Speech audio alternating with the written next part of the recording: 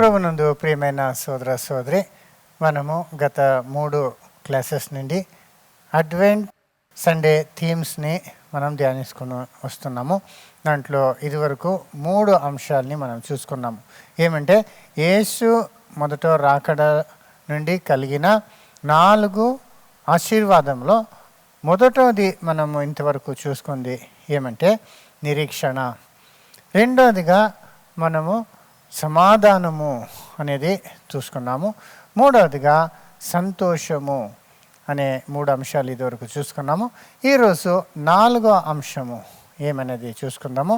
ఆ 4వ ఆశీర్వాదము యేసు రాకడతో మనకు వచ్చింది ఏమంటే ప్రేమ, ద లవ్ ఆఫ్ అడ్వెంట్ అని.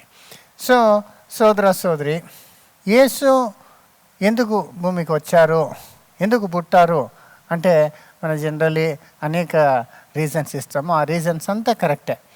దాంట్లో ఫస్ట్ ఆఫ్ ఆల్ అందరూ చెప్పేది దేవదూత చెప్పాడు కదా మరియా దగ్గర వచ్చి, ఆ మాటలు బట్టి ఈ కారణంతో వచ్చారు అంటారు. మత్తయి 1:21. ఆమె ఒక కుమారుని కనును, తన ప్రజలను వారి పాపముల నుండి ఆయనే రక్షించును గనుక ఆయనకు యేసు అను పేరు పెట్టుదు అనెను. చూసారా, అతను తన ప్రజల్ని పాపం నుండి రక్షించును కాబట్టి అతనికి యేసు అని పేరు పెట్టారు. సో యేసు ఎందుకు వచ్చారంటే మమ్మల్ని పాపం నుండి రక్షించే కొరకు వచ్చారు. అది ఎంత కరెక్ట్. మరి ఇంకా కొందరు చెప్తారు ఆయన గురించి అనేక ప్రవక్తల్లో చెప్పబడింది, ఆ ప్రవచనాల్ని నెరవేర్చే కొరకు యేసు వచ్చారు. అది ఎంత నిజం. యేసు గురించి అనేక ప్రవచనాలు చెప్పారు దేవుడు. దాంట్లో ముఖ్యంగా ఈ క్రిస్మస్ సమయంలో మనము జ్ఞాపకం చేసుకునేది యెషయా 4:18-19. కాబట్టి ప్రభువు తానే ఒక సూచన మీకు చూపును, ఆలకించుడి. కన్యక గర్భవతి అయి కుమారుని కని అతనికి ఇమ్మానుయేలును పేరు పెట్టును. చూసారా, సో ఒక కన్యక గర్భవతి అయ్యి ఒక కుమారుని కనును, అతనికి ఇమ్మానుయేల్ అని పేరు పెట్టాలని. సో ఈ ప్రవచన మరి అతనికి ఇమ్మానుయేల్ అని పేరు పెడతారని చెప్పారు. అయితే అతనికి యేసు అని పేరు పెట్టారు. ఇమ్మానుయేల్ అని ఎక్కడ అతన్ని పిలవలేదు కదా. అది ఎందుకు అనేది మనము లాస్ట్ క్రిస్మస్ మెసేజ్లో ఇచ్చి ఉన్నాం. అది మన ప్లేలిస్ట్లో మీరు కొంచెం సెర్చ్ చేస్తే దొరుకుతుంది. సో ఆ ప్రవచన మరి ఇంకా చాలా ప్రముఖమైన ప్రవాదన అదే యెషయా 9:6 మనము ఆయన క్యారెక్టరిస్టిక్స్ గురించి ఆయన 4 పేర్లు చెప్పబడింది. ఏలయనగా మనకు శిశువు పుట్టెను, మనకు కుమారుడు అనుగ్రహింపబడెను, ఆయన భుజము మీద రాజ్యభారముండును. ఆశ్చర్యకరుడు, ఆలోచనకర్త, బలవంతుడైన దేవుడు, నిత్యుడగు తండ్రి, సమాధానకర్తయగు అధిపతి అని అతనికి పేరు పెట్టబడును. చూసారా, సో ఆయనకి ఎలాంటి పేర్లు పెట్టాలా దేని గురించి కూడా మన ప్లేలిస్ట్లో మనం ముందు మాట్లాడినది వీడియోస్ ఉన్నది. సో ఇది నెరవేర్చుటకు వచ్చారు.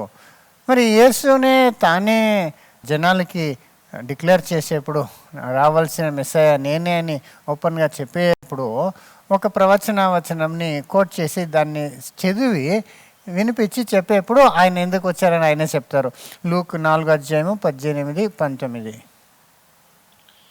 ప్రభు ఆత్మ నా మీద ఉన్నది, బీదలకు సువార్త ప్రకటించుటకై ఆయన నన్ను అభిషేకించెను, చెరలోనున్న వారికి విడుదలను, గ్రుడ్డి వారికి చూపును ప్రకటించుటకును, నలిగిన వారిని విడిపించుటకును, ప్రభువు హితవచ్చరము ప్రకటించుటకును ఆయన నన్ను పంపి ఉన్నాడు అని వ్రాయబడ్డ చోటు ఆయనకు దొరికెను.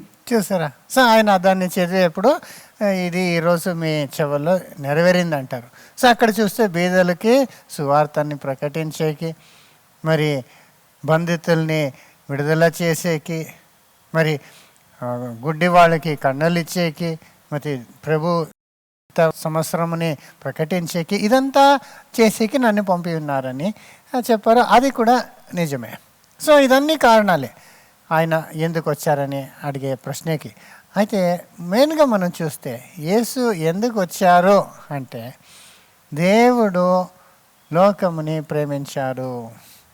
ఈ లోకంని చాలా దేవుడు ప్రేమించారు కాబట్టి యేసుని పంపారు, యేసుని ఇచ్చారు. దానివల్లనే యేసు భూమికి వచ్చారంటే అది కూడా చాలా నిజంగా ఉంటుంది. దేవుడు లోకంని ప్రేమించారు కాబట్టి ఆ లోకంని రక్షించే కొరకు యేసుని పంపించారు. సో దాని వెనకాల ఉండేది ఏమి? దేవుని ప్రేమ. దేవుని ప్రేమనే యేసుని భూమికి పంపించింది అనేది మనందరికీ తెలిసిన వచనము. యోహాను 3:16. దేవుడు లోకమును ఎంతో ప్రేమించెను కాగా ఆయన తన అద్వితీయ కుమారునిగా పుట్టినవాని యందు విశ్వాసముంచు ప్రతి వాడును నశింపక నిత్య జీవము పొందునట్లు ఆయనను అనుగ్రహించెను. సో దేవుడు లోకమును ఎంతగా ప్రేమించి తన ఒకే కుమారుని ఇచ్చాడని చూస్తారు. సో లోకముని ప్రేమించి తన కుమారుని ఇచ్చారంటే దాంట్లో దేవుని ప్రేమ వల్లనే యేసు పుట్టారు అని మనం చెప్పొచ్చు. దేవుడు లోకంని అంత ప్రేమించారంట. అక్కడ చూడండి, ప్రేమ అనేది మనకి యేసు రాకడలో ఎంత తెలుస్తుంది. దేవుని ప్రేమ, డివైన్ లవ్ అనేది మనకి ఈ క్రిస్మస్ సందర్భంలో మనము తెలుసుకోవాల్సిన విషయంగా ఉన్నది.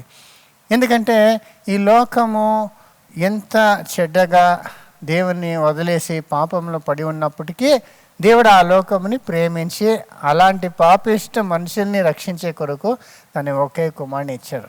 ఎందుకు తన కుమారుని ఇచ్చారు? ఎందుకు యేసు వచ్చి పుట్టి భూమిలో ఉండి ఆయన సిలువలో మరణించిన మూలంగానే మమ్మల్ని రక్షించేది అనేటప్పుడు మాకి ఆదిలో ఏం జరిగింది అనేది జ్ఞాపకం చేసుకోవాలా. దేవుడు భూమిని సృష్టించి ఆదాముని సృష్టించి ఆదాముకి కావాల్సిన సమస్త జంతువుల్ని, మరి మృగాల్ని మాత్రం కాదు, ఆయనకి కావలసిన మంచి వృక్షాలు, ఫలాలు అన్నీ సృష్టించి నువ్వు ఆనందంగా నువ్వు జీవించు అని అతనికి ఫ్రీగా ఆ ఒక ప్యారడైస్లో పెట్టారు అతన్ని. మరి అతనికి ఏదో ఒక లోటు ఉందని చెప్పి, తక్కువగా ఉందని చెప్పి మంచి ఒక భార్యను కూడా ఇచ్చి మీరిద్దరూ బాగా పెరిగి భూమిని నిండని కదా. ఇంత ఆశీర్వాదంని ఆయన ప్రేమతో మనిషికి ఇచ్చారు. అయితే అతను అడిగింది ఒకే ఒక విషయము, ఏమంటే మీరు అన్ని ఫలాలని తినొచ్చు, అయితే తోటము మధ్యలో ఉన్న ఒక వృక్ష ఫలంని మీరు తినకూడదు అన్నారు కదా. అంతే దేవుడు అడిగింది, అన్నీ తినండి, ఒకటి మాత్రం తినొద్దు అన్నారు. అయితే మనిషి ఎంత స్వార్థీపరుడు, ఎంత దురాశ అతనికి అంటే అంత ఉంటేనూ తినకూడదు అది తినేశాడు. తన భార్య మాట విని తిన్నాడు, తన భార్య సైతాన్ మాట విని తినేసింది. సో వాళ్ళు ఈ రీతిగా దేవునికి విరోధంగా పాపం చేస్తారు కదా. ఎంత దేవుణ్ణి పక్కకు పెట్టేశారు చూడండి. దేవుడి అంతా ఇచ్చిన దేవుడే ఒక విషయంని వీళ్ళని అడిగినప్పుడు అది కూడా చేయకుండా దేవుని మాటలకి విరోధముగా ఆయన మాటలని వీళ్ళు లెక్కము పెట్టకుండా వాళ్ళు పోయి ఆ కార్యము చేశారంటే ఎంత పెద్ద పాపం ఉంది దాంట్లో. జస్ట్ ఒక పండు తిన్నారనుకుంటాము, అది పండు తినేది మాత్రం కాదు, దాంట్లో చాలా పాపం ఉంది అది దాంట్లో. దాని గురించి మనం ముందు కన్వెన్షన్లో ఒకసారి మాట్లాడడం. ఆయన పండును మాత్రమే తిన్నాడని కాదు, అతను దేవుని వాక్యముని అతను డిస్రెస్పెక్ట్ చేశాడు, దేవుడినే డిస్రెస్పెక్ట్ చేశాడు, దేవుని మాటలకి అతను విలువ ఇయ్యలేదు. మాత్రం కాదు, 10 కమాండ్మెంట్స్ అంతే బ్రేక్ చేస్తాడు. దాని గురించి మనం మాట్లాడు. ఫర్ ఎగ్జాంపుల్, దొంగతనం చేయొద్దు అన్నారు కదా 10 ఆజ్ఞలో. దొంగతనం కదా, అది తినొద్దు అనేటప్పుడు నీకు చేరింది కాదు, అది నీది కాదు అనేటప్పుడు అది తీసుకుంటే అది దొంగతనం కదా. మరి నరహంతం కూడా దానివలన లోకంకే మరణం తీసుకొచ్చాడు కదా. సో ఇలాగ ఒక్కొక్కటి చూస్తుంటే అతను చేసిన పాపము చాలా ఘోరమైన పాపం ఆదామవ్వ. సో అప్పుడు దేవుడు ఏం చేస్తాడు, వీళ్ళకి పాపము చేస్తే ఏమవుతుంది అని వీళ్ళకి ఆ ఎక్స్పీరియన్స్ రావాలని సరేని వదిలేస్తారు. నువ్వు పాపంలోనే నువ్వు చేసుకుని ఇష్ట ప్రకారంగా జీవించు, అయితే నువ్వు ఖచ్చితంగా సస్తావు అని దేవుడు చెప్పాడు. సో ఇక్కడ చూస్తే కొందరు ఏమంటారంటే, దేవుడు లోకమును అంత ప్రేమించి ఉంటే ఎందుకు ఆ దండన ఇవ్వాలా, శాపం ఎందుకు ఇవ్వాలా, వాడిని అలాగే వదిలేసి ఉండొచ్చు కదా, తప్పు చేశారు కదా, వాళ్ళని క్షమించి ఉండొచ్చు కదా, ఎందుకు మరణము అనే శాపంని ఇచ్చారని. నిజంగా చూస్తే వాళ్ళని అలాగే వదిలేస్తే వాళ్ళు దాంట్లో ఆపుతారా? లేదు. నెక్స్ట్ ఇంకా ఏదైనా చేయదంటే దాన్ని కూడా చేస్తారు. అలాగే జరుగుతూనే ఉంటుంది. దేవుడు ఏదైనా మంచిదికి నువ్వు చేయొద్దంటే వాడు ఖచ్చితంగా దాన్ని చేస్తూనే ఉంటాడు. ఎందుకంటే దేవుడు చెప్పిన మాటల్ని మనం మీరితే మనకి ఏమవుతుందని అతనికి తెలియదు కదా. దానికి దేవుడు నువ్వు మీరిన దానికి నువ్వు దాని యొక్క పరిణామముని ఫేస్ చేయాలని దేవుడు వదిలేశాడు. ఆ ఎక్స్పీరియన్స్ చాలా ముఖ్యమండి. ఎందుకంటే చూడండి, దేవుడు నువ్వు ఖచ్చితంగా చావదు అని చెప్పారని వలన అతను చావలేదు. చెప్పకుండా ఉంటేను పాపం చేస్తే సావు వచ్చేస్తుంది. తప్పు చేస్తే మనకి దాని కాన్సిక్వెన్సెస్ వస్తుంది కదా. ఎలాగంటే చాలా సింపుల్గా చెప్పాలంటే ఒక్కొక్క ప్రోడక్ట్ కూడా మనం కొంటాం కదా. ఫోన్ ఉండొచ్చు, ఒక కంప్యూటర్ ఉండొచ్చు, లేదంటే ఒక కార్ ఉండొచ్చు, వెహికల్ ఉండొచ్చు. దాన్ని మ్యానుఫ్యాక్చర్ చేసిన వాళ్ళు ఈ ఒక వస్తువుని ఏ రీతిగా యూజ్ చేయాలా అని మనకి ఇన్స్ట్రక్షన్స్ ఇచ్చి ఉంటారు. దాన్ని ఏ రీతిగా యూజ్ చేయకూడదు. ఫర్ ఎగ్జాంపుల్ ఫోన్ తీసుకుంటే మీరు ఓవర్ ఛార్జ్ చేయకూడదు, లేదంటే దాన్ని నీళ్ళు పడేయకూడదు. మరి కొన్ని అంతా ఉంటుంది, దానికి ఒక స్పెసిఫికేషన్స్ ఉంటుంది. సన్లైట్లో ఓపెన్గా మీరు పెట్టకూడదు అలాగా. మరి కంప్యూటర్ అయితేనో ఈ కంప్యూటర్లో ఇప్పుడు ఆఫ్ చేయాలంటే దానికి అన్ని విండోస్ క్లోజ్ చేయాలా, షట్ డౌన్ అనే కమాండ్ ఇచ్చి షట్ డౌన్ చేయాలి. అలాగే పోయి నొక్కుతా ఉంటే ఏమవుతుంది? మదర్ పడిపోతుంది కదా. అదే రీతిగా ఒక ఆటోమొబైల్ కూడా తీసుకోండి. ఆటోమొబైల్లో ఇన్స్ట్రక్షన్స్ ఉంటుంది. మీరు ఎలాంటి పెట్రోల్ యూజ్ చేయాలా, మీరు ఎలాంటి ఆయిల్ యూజ్ చేయాలా, కూలెంట్ ఎలాంటిది అన్నీ ఉంటుందండి. నేను కారు మనం తీసుకున్నప్పుడు అది ఆటోమేటిక్ కారు, మంచి కారు. అయితే కొంచెం కాలం తర్వాత ఏం చేశానంటే సర్వీసులో పోతే చాలా ఎక్కువ ఛార్జ్ చేస్తారనేసి నేను పెట్రోల్ బంక్లోనే ఆ కూలెంట్ ఆయిల్ అంతా చేంజ్ చేస్తానండి. కొంచెం కాలం తర్వాత దాంట్లో ఒకలాంటి సౌండ్లు, ఆ స్మూత్నెస్ అంతా పోయింది. తర్వాత నేను పోయినప్పుడు అప్పుడు వాళ్ళు ఎక్స్ప్లెయిన్ చేశారు, మీరు ఏ కూలెంట్ అంటే ఆ కూలెంట్ మీరు వేయకూడదు, మీరు పర్టికులర్ ఆ కంపెనీ తయారు చేసిన రికమెండ్ చేసి అలాంటిదే మీరు వేయాలా అని చెప్పినప్పుడు అప్పుడు అది సరి అయింది. అలాగా మనిషిని సృష్టించిన, మ్యానుఫ్యాక్చర్ చేసిన సృష్టికర్త ఈ శరీరంలో నువ్వు ఏమేమి చేయకూడదు అని చెప్తే అది మన మంచిదికే. ఆయన చేయొద్దని చెప్పింది చేస్తే మనకి మన బాడీకి ప్రాబ్లం వస్తుంది కదా.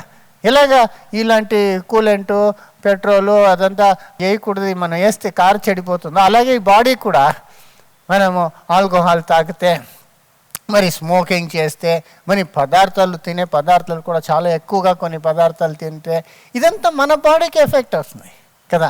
చాలా సింపుల్ లాజిక్ అది. కొన్ని కాలం ముందు ఏం చేశారంటే 1980sలో అమెరికాలో కొన్ని పెద్ద పెద్ద సైంటిస్ట్, ఒక 6 సైంటిస్ట్ని పిలిపించి మీరు తాగుట వలన, ఈ మందు తాగేది మూలముగా బాడీకి ఎంత ఎఫెక్ట్ అనేది ఒక రిపోర్ట్ ఇవ్వండి అని రిపోర్ట్ ఇచ్చారు.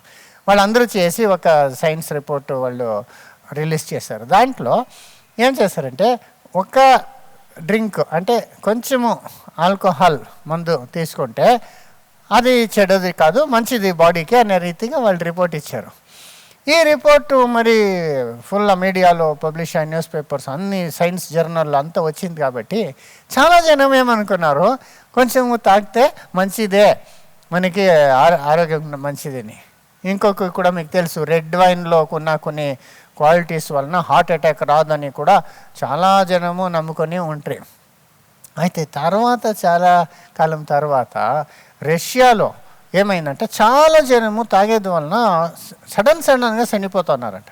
అప్పుడు ఆ గొర్బచోవ్ అనే ఒక ప్రెసిడెంట్ ఉన్నారు కదా, అప్పుడు ఆయన కాలంలో అతను వేరే సైంటిస్ట్ని పిలిపించి దాన్ని స్టడీ చేసినప్పుడు వాళ్ళు ఏమి చూసారంటే కార్డియో మైకోపతి అని ఒక డిజీజ్ అంట. అంటే ఇలాంటి తాగేవాళ్ళు, కొంచెం తాగేవాళ్ళు కూడా ఏమవుతారంటే వాళ్ళు కార్డియో మజిల్స్ అంతా ఉంటుంది కదా, కార్డియో అంటే హృదయము, మైకోపతి అంటే ఆ మజిల్స్, దానికి కనెక్ట్ అయిన ఇదంతా మజిల్స్ టైనీ వెయిన్స్ అంతా పాడైపోతుందంట.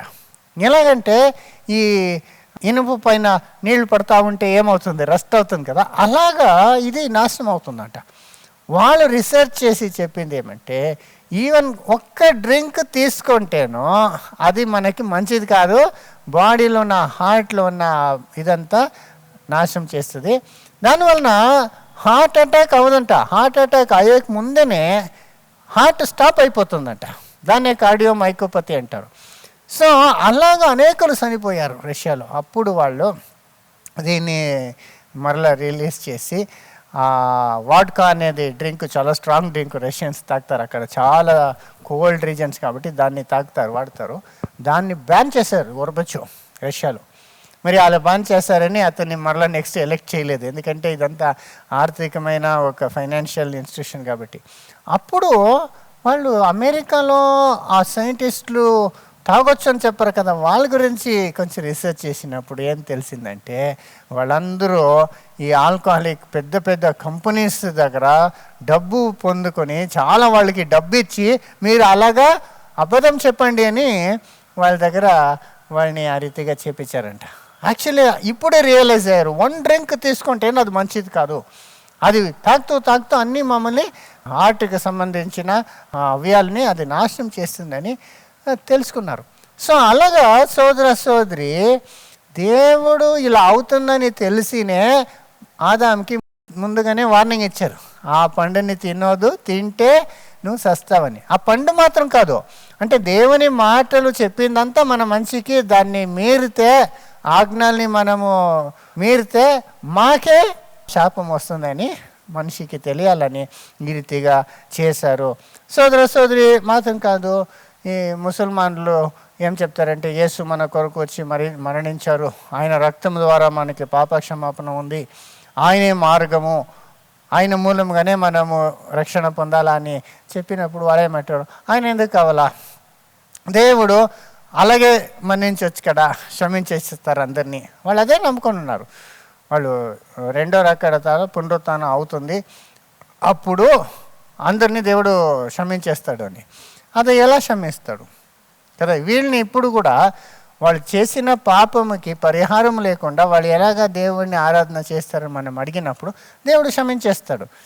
అయితే తప్పు చేసిన వాడిని దండించేది చాలా ముఖ్యము, ఎందుకంటే దేవుడు ఒక న్యాయాధిపతిగా ఉన్నారు కదా. ఇప్పుడు ఒక కోర్టులో చూడండి, ఒక జడ్జి ఉంటాడు అనుకోండి, ఆ జడ్జి వచ్చిన తప్పు చేసిన వాడిని, క్రైమ్ చేసిన వాడిని దానికి తగిన దండన ఇస్తేనే వాడు న్యాయమైన ఒక జడ్జిగా ఉంటాడు కదా. న్యాయాధిపతి ఏం చేయాలా, తప్పు చేసిన వాడికి సరైన దండన ఇవ్వాలా, అప్పుడే వాళ్ళు ఎవరికి విరుద్ధంగా తప్పు చేస్తారో వాళ్ళకు న్యాయం దొరుకుతుంది కదా. అయితే ఒక జడ్జి ఉన్నాడు అనుకోండి, వాడు వచ్చే నరహంతకులనంతా వదిలేస్తాడు, దొంగతనం చేసిన వాళ్ళు, రేప్ చేసిన వాళ్ళు, ఇంకొకరిని మోసం చేసి ఫ్రాడ్ చేసిన వాళ్ళందరికీ ఏ ఒక దండన లేక వదిలేస్తున్నాడంటే వాడు మంచి జడ్జి అని చెప్పలేము. అలాంటి వాడు చాలా చెడ్డ న్యాయాధిపతి అని మనం తెలుసుకుంటాం. ఎందుకంటే అలా చేయకుండా వదిలేసేదే అన్యాయం అయిపోతుంది. ఇప్పుడు ఎంత స్ట్రాంగ్ లాస్ ఉంది చూడండి, ఇజ్రాయెల్కి దేవుడు 10 ఆజ్ఞలు ఇచ్చారు, వాళ్ళకి మాత్రం కాదు, ఇది యూనివర్సల్ లా. అది తెలియని వాళ్ళు లోకం అందరూ తెలుసుకున్నారు, ఏమంటే కొన్ని కార్యాలు చేసేది తప్పు, అది చేస్తే దానికి దండన పడాలా అనేది కదా. దొంగతనం చేస్తే అది ఇండియా అవుతాను, వేరే ఆఫ్రికా అయితేనో ఏ కంట్రీ అయితేనో వాళ్ళు రూల్స్ అదే సేమ్ రూల్సే ఉంటుంది. నరహంతం చేస్తే వాళ్ళకి శిక్ష ఉంది, కొన్ని అబద్ధంగా కొన్ని కార్యాలు చేస్తే శిక్ష ఉంది, వ్యభిచారంకి శిక్ష ఉంది, అన్ని దేశాలు పాటిస్తున్నారు కదా. సో న్యాచురలీ వాళ్ళు తప్పు చేసిన వాళ్ళకి దండన కలగవలసిందే, అది న్యాయమైనది కదా. ఇప్పుడు అంత రూల్స్ ఉంటేనో జనాలు దొంగతనము చేస్తున్నారు, ఇదంతా తప్పు కార్యాలు జరుగుతూ ఉంది. ఒక దండననే లేదనుకుంటే అప్పుడు ఇంకా ఎలాగుంటుంది లోకం, ఆలోచన చేయండి కదా. దానివలన దేవుడు నీతి స్వరూపుడు కాబట్టి అతను అన్ని కార్యాలు న్యాయంగా ఉంటుంది కాబట్టి తప్పు చేసిన వాడికి దండన ఇవ్వవలసిందే. ఆదాము తప్పు చేస్తాడు, వాడికి దేవుడు న్యాయముగా న్యాయాధిపతిగా నీతిలో అతనికి మరణదండనని విధించాడు సోదర సోదరి అని మనము తెలుసుకోవాలా. సో దీని గురించి యేషయాలో 30:18 ఆయన లోకముకి న్యాయ తీర్పు చేసేవాడని చెప్పబడింది చూడండి. కావున నీ యందు దయచూపవలెనని యెహోవా ఆలస్యము చేయుచున్నాడు, మిమ్మును కరుణింపవలెనని ఆయన నిలువబడి ఉన్నాడు. యెహోవా న్యాయము తీర్చు దేవుడు. ఆయన నిమిత్తము కనిపెట్టుకున్న వారందరూ ధన్యులు. యెహోవా న్యాయము తీర్చు దేవుడు కదా. ఆయన సింహాసనమే నీతి న్యాయం మీద అస్థిభారం మీద కట్టబడింది, స్థిరపడి ఉన్నది. చూడండి కీర్తన 89:14. నీతి న్యాయములు నీ సింహాసనమునకు ఆధారములు, కృపా సత్యములు నీ సన్నిధాన వర్తులు. నీతి న్యాయము నీ సింహాసనముకి ఆధారము, కృపా సత్యము నీ ముందు పోతుంది, నువ్వు కృపా సత్యము చూపించేవాడు. అయితే ఫస్ట్ నీతి న్యాయము అదే సెంట్రల్లో ఆ ఒక సింహాసనంకి అస్థివరంగా ఉన్నది. ఆయన పరిశుద్ధైన దేవుడని మన బైబిల్లో చూస్తాం కదా. అంటే ఏ కారణము కూడా అనీతి చేయడు. అప్పుడు అవినీతిని ఆయన దండించాలా, అదే న్యాయమైన ఒక కార్యము. దండించకపోతే అతను అన్యాయం చేసినట్లు అయిపోతుంది. అలా ఉన్నప్పుడు ఇప్పుడు దేవుడు లోకముని ప్రేమించాడు, ఇప్పుడు లోకముని రక్షించాలా. అయితే లోకము పాపం చేశారు కాబట్టి వాళ్ళకి శాపము ఇవ్వాలా, మరణము వాళ్ళందరికీ ఇవ్వాలా. వాళ్ళు మరణించిపోయారు, చాలా జనము ఆ మరణించుకునే ఉన్నారు. అయితే ఈ లోకముని రక్షించాలంటే ఎలాగంటే ఒక న్యాయమైన దండనని పాపము చేయక ఉన్న ఒక వ్యక్తి వచ్చి దాన్ని అనుభవిస్తే అప్పుడు పాపం చేసిన వాడిని దేవుడు మన్నించవచ్చు. ఎందుకంటే లోకమంతా వచ్చింది ఒక మనిషి నుండి, ఆదాము నుండి అవ్వ కూడా వచ్చింది కదా. సో ఆదాము ఒక్క మనిషి తప్పు చేశారు కాబట్టి అతనికి దండన శాపము వచ్చింది. కాబట్టి తర్వాత మనమందరూ పుట్టాం కాబట్టి ఒక్క మనిషిలో అందరూ పాపముకి మరి శాపముకి మనము గురి అయ్యాము కదా. బైబిల్లో రోమా 5:12 నుండి మన చదివి తెలుస్తుంది కదా, 19 వరకు. ఒక్క మనిషి ద్వారా పాపము ద్వారా మరణము లోకంకి వచ్చింది. ఒక్క మనిషి నుండి అందరికీ వచ్చేసింది. ఇప్పుడు ఆ ఒక్క మనిషిని ఇంకొక మనిషి వచ్చి రక్షిస్తే, పాపము చేయక పరిపూర్ణమైన ఒక మనిషి వచ్చి ఈ ఒక్క మనిషి మొదట ఆదాము చేసిన ఆ పాపము కొరకు ఈయన దండనని అనుభవిస్తే అప్పుడు ఆ మొదట ఆదాముని విమోచించవచ్చు కదా. అదానికే యేసు ప్రభు భూమికి పంపించింది కదా. ఎంత క్లియర్గా దేవుడు నీతి న్యాయం అనేది ఫస్ట్ నేర్పించాడు మనుషులకి కదా. కన్నుకి కన్ను, చెయ్యికి చెయ్యి, జీవంకి జీవము పోవాలా అని దేవుడు క్లియర్గా చెప్పాడు కదా. అంటే ఏమి, ఇప్పుడు ఎవరైనా ఇంకొకటి కన్ను తీసేస్తే వీడు ఒక కన్ను పోవాలా, పళ్ళుకి పళ్ళు. అలా ఉన్నప్పుడు జీవముకి జీవం ఇవ్వాలా కదా. అదే దండన. ఇప్పుడు ఆదాం చేసింది జీవం, పరిపూర్ణమైన జీవం. పాపం చేశాడు, పోగొట్టుకున్నాడు అందరికీ.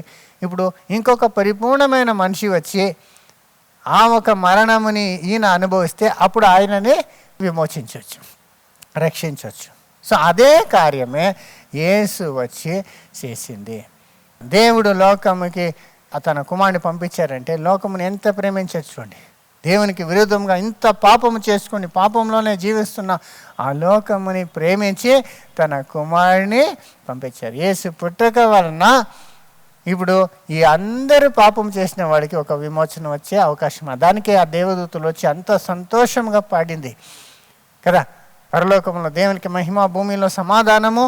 ఇది అందరికీ మహా సంతోషం, ఆనందం తీసుకొచ్చే శుభవర్తమానము అని చెప్పింది. ఎందుకంటే యేసు ఆ ఆదాముకి బదులుగా భూమికి వచ్చి పుట్టారు కదా. ఆయన ఇంకా పుట్టి పెద్దోడై ఆదాముకి సిరి సమానమైన పరిపూర్ణ మనిషి 30 సంవత్సరం అయినప్పుడు ఆయన ఆ జీవం నీయాల. అయితే పుట్టిందే ముఖ్యం కదా. పుట్టకపోతే ఆయన అదలా చేస్తారు. దానికి పుట్టిందే ఫస్ట్ స్టెప్. ఆయన పుట్టిందే అంత ఆనందపడ్డారు. అదేలాగా యేసు ప్రభు కూడా జీవించి 30 సంవత్సరం పాపం లేకుండా జీవించి ఫైనల్గా ఆయన సిలువలో మరణంని అనుభవించాడంటే అది తన పాపం కొరకు కాదు, లోక పాపముని ఆయన ఒక గొర్రె పిల్లలాగా తన మీద వేసుకొని ఆయన చనిపోయారు కదా. ఆ కాలంలో దేవుడు ఒక గొర్రె పిల్లని తీసుకొచ్చి నీ పాపంని దాని తలంపైన వేసి దాన్ని కట్ చేసి రక్తంనే చేసేవాళ్ళు, సమర్పించేవాళ్ళు సమాధానం కొరకు. ఎందుకంటే తప్పు చేసిన వాడికి దండన అవ్వాల. నీతి స్వరూపమైన దేవుని దగ్గర మనకి సమాధానం కావాలంటే మనం ఆయనకు విరుద్ధంగా చేసిన దండనాన్ని అనుభవించాలా. సో మనకి బదులుగా ఒక గొర్రె పిల్లని ఇస్తూ ఉంటుంది అది ఒక ఛాయగో.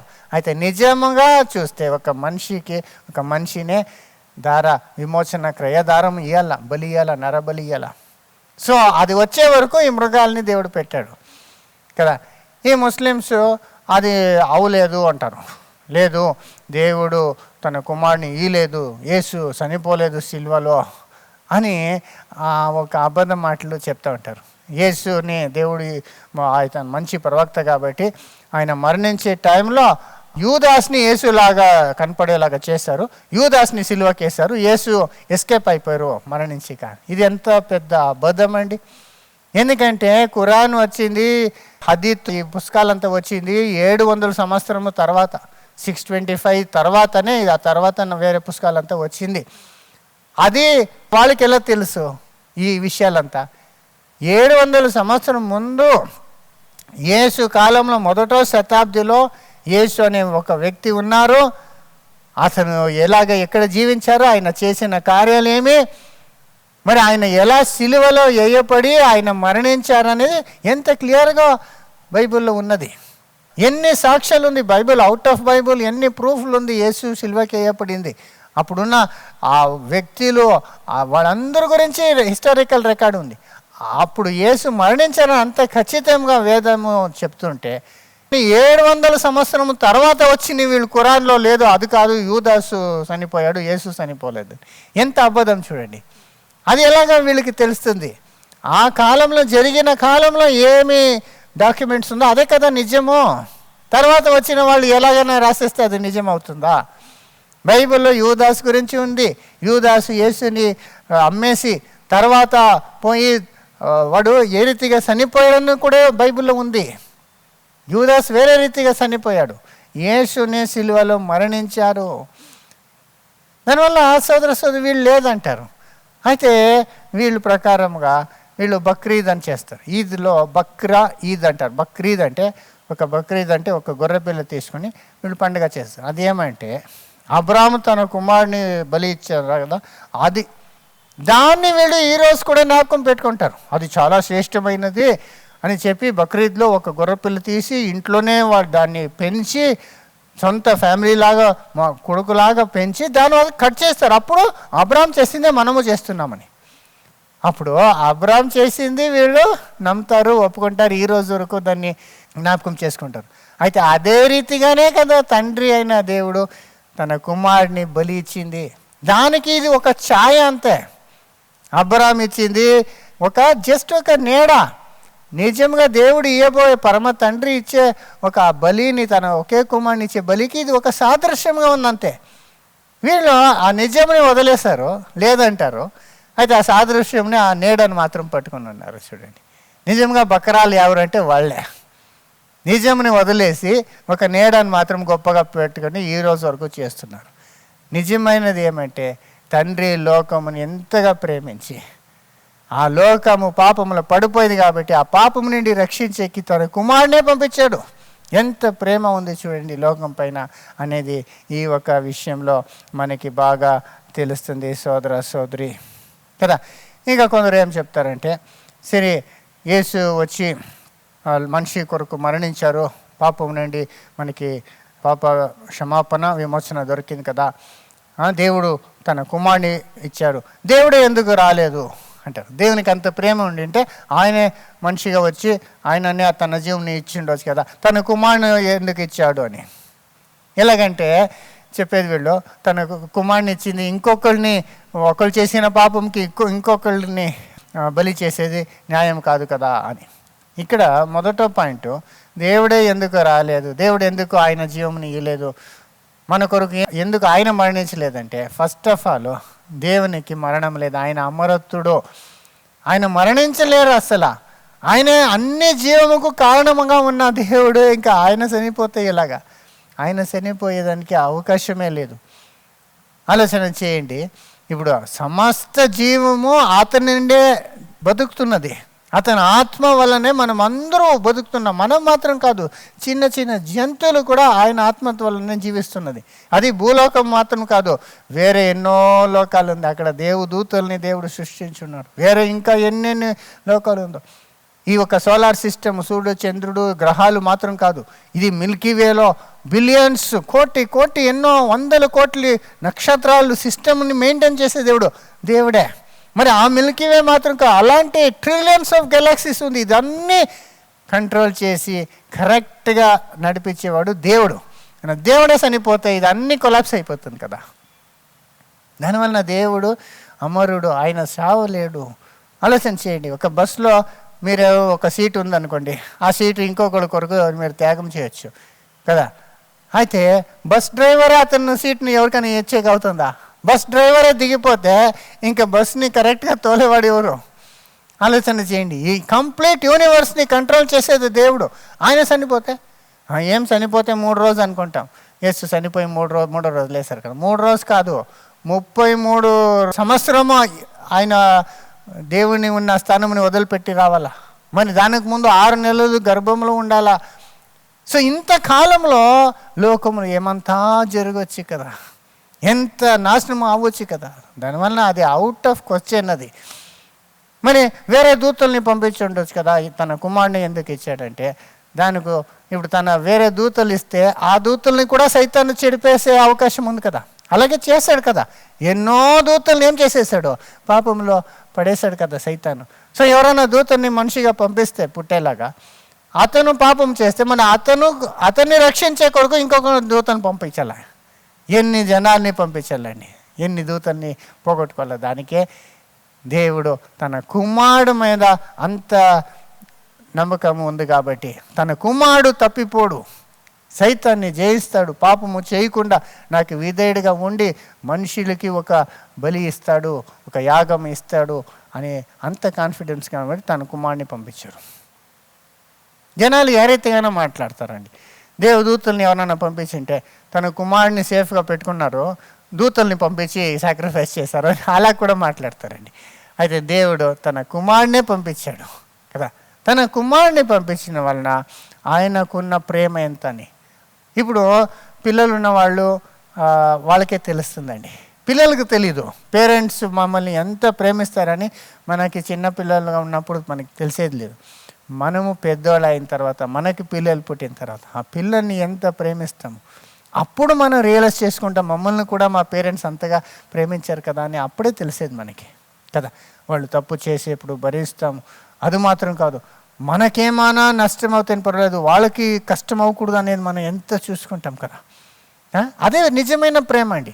వీళ్ళు ముస్లిమ్స్ ఒకళ్ళు చేసిన తప్పుకి యేసు ఎందుకు బలి అవ్వాలా, అది అన్యాయం అంటారు. అయితే ఇది న్యాయం కంటే ఎక్కువమైన ఒక విషయం ఇక్కడ జరుగుతుంది, దాన్ని వాళ్ళు చూస్తలేదు. ఇప్పుడు ఎలాగంటే ఒక తల్లి తన కొడుకు ఏమైనా తప్పు చేస్తే ఇప్పుడు ఏమో కిందకి పారేసింది అనుకోండి, అప్పుడు ఈమె పోయి క్లీన్ చేస్తూ ఉంటుంది. అంటే వాడి చేత పడేసింది వాడే క్లీన్ చేయాలి అనొచ్చు కదా. అయితే తల్లి ఏం చేస్తుంది, అయ్యో ఏమో చేశాడు అని పోయి ఏం చేస్తూ ఉంటారు ఎన్నిసారి కదా. వాళ్ళు తినేసి ప్లేట్లు పెట్టేసిపోతారు, దాన్ని తల్లినే ఏం చేసేది, వాళ్ళు బెడ్లో పడుకొని పోతారు, దాన్ని అంతా సర్దేది, ఇల్లు అంతా తల్లి చేస్తుంటే. ఎందుకు నువ్వు చేసి నువ్వే చేసుకొని వదిలేస్తే అవుతుందా? ఆ ప్రేమ ఉంటుంది కాబట్టి. ఎన్నోసారి మనం చూసాము, బిడ్డలు పోయి తప్పులు పాపము చేస్తారు, తాగిపోతలు అయిపోయి ఎంత ఒక అస్వస్థలు అయిపోతారు. అప్పుడు నువ్వు చేసావు తప్పు, నువ్వు చేయకూడదని అంతా చేస్తావు, దాన్ని నువ్వు అనుభవించండి, సచ్చేదానికి వదిలేస్తారా? లేదు, పోయి వాళ్ళని కాపాడతారు, వాళ్ళకి మందు ఇచ్చి వాళ్ళకి హాస్పిటల్ చేర్చి ఎంత ఖర్చు పెట్టి వాళ్ళని రక్షించుకుంటారు. కొన్ని సందర్భంలో అయితే కొందరు తాగుపోతులై కిడ్నీనే ఏమైపోతుంది, అప్పుడు సొంత తల్లి కిడ్నీ ఇచ్చి ఏం చేసుకుంటుంది. అదేంటి ప్రేమ అంటే కదా. నువ్వు తప్పు చేసావు, నువ్వు తాగబోతావు, నువ్వు చావు అని వదిలేస్తారా? లేదు, అదే ప్రేమ అంటే, అదే దేవుని ప్రేమ. లోకంని ఎంత ప్రేమించి తన కుమారుని ఇచ్చారు చూడండి. ఇప్పుడు అనేక తండ్రులు కూడా కుమారులు చెప్పిన మాట వినకపోయి ఏదో తప్పులు చేసేసి వాళ్ళని పోలీసు పట్టుకొని పోతే వీళ్ళు పోయి జామీన్కి డబ్బు ఇచ్చి వాళ్ళని విడిపించుకుని వస్తారు.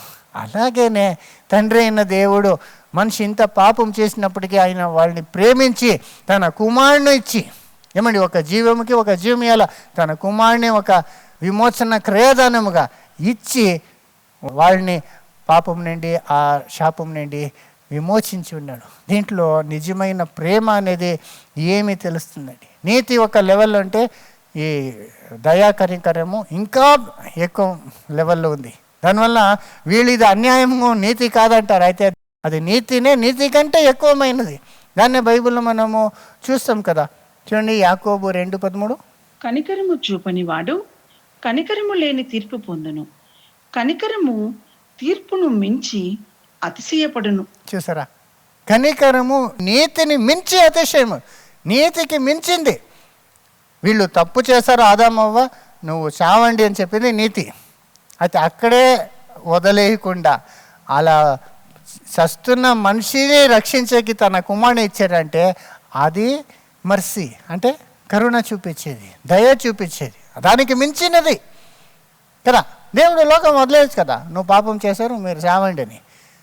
అయితే ఆ లోకంని ప్రేమించాడు. దానివల్ల క్రిస్మస్లో మనం తెలుసుకోవాల్సిన మెయిన్ విషయం ఏమంటే దేవుడు ప్రేమ వలన యేసు పుట్టింది. దేవుడు ఈ లోకంని ఎంతగా ప్రేమిస్తాడంటే తన కుమారుని ఇచ్చేశాడు కదా, అంతగా ప్రేమిస్తారని మనం తెలుసుకోవచ్చు. మన కుమారుని ఇచ్చేసినప్పుడు మనకి ఏమి ఇవ్వకుండా ఉంటారండి. అదే రోమా 8:32 చూస్తాము. తన సొంత కుమారుని అనుగ్రహించుటకు వెనుక తీయక మన అందరి కొరకు ఆయనను అప్పగించిన వాడు ఆయనతో పాటు సమస్తమును మనకెందుకు అనుగ్రహింపడు? చూసారా, సొంత కుమారునే మన కొరకు ఇచ్చారంటే అతను ఏమి ఇవ్వకుండా ఉంటాడు కదా. ఇప్పుడు ఫర్ ఎగ్జాంపుల్ మాకు ఎవరికో ఏమైనా సాయం చేయాలి, మనకున్నది ఏమో డబ్బు కొంచెం ఇస్తాము కదా, మన కష్టార్జితంగా సంపాదించింది సరే వాళ్ళకి ఇచ్చామనుకోండి, లేదంటే మన వేరే ఏదో వస్తువునో ఏదో కారు ఇచ్చామనుకోండి, లేదంటే మా స్థలం ఇచ్చేసామనుకోండి, ఇదంతా అది గొప్పదే. అయితే మన కుమారుని ఇచ్చేకి రెడీగా ఉన్నామా?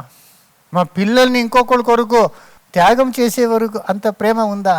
ఏమంటే అలాగెవరు చేయరు కదా. అయితే దేవుడు తన కుమారునే ఇచ్చారంటే ఇంకా ఏమి ఇయ్యరు మనకి అనే దాంట్లో మనకి దేవుడు ఎంతగా మమ్మల్ని ప్రేమించి ఉన్నారు అని తెలుస్తుంది. మరి 1 యోహాను 4:9-10 కూడా చదువుకుందాం. మనము ఆయన ద్వారా జీవించున్నట్లు దేవుడు తన అద్వితీయ కుమారుని లోకములోనికి పంపెను. దీని వలన దేవుడు మన యందు ఉంచిన ప్రేమ ప్రత్యక్షపరచబడెను. చూస్తారా, దేవుని ప్రేమ మనకి ఎలా తెలుస్తుందంటే తన అద్వితీయ కుమారునే లోకంకి పంపించారు కదా మమ్మల్ని విమోచించే కొరకు. దాంట్లోనే ప్రేమ అనేది ప్రత్యక్షపడింది కదా సోదర.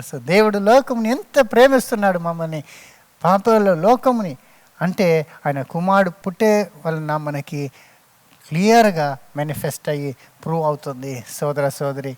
మరి 10 కూడా, మనము దేవుని ప్రేమించితిమని కాదు, తానే మనలను ప్రేమించి మన పాపములకు ప్రాయశ్చిత్తమై ఉండుటకు తన కుమారుని పంపెను. చేశారా, ఇందులో ప్రేమ ఉన్నది. చేశారు, ఇందులో ప్రేమ ఉన్నది.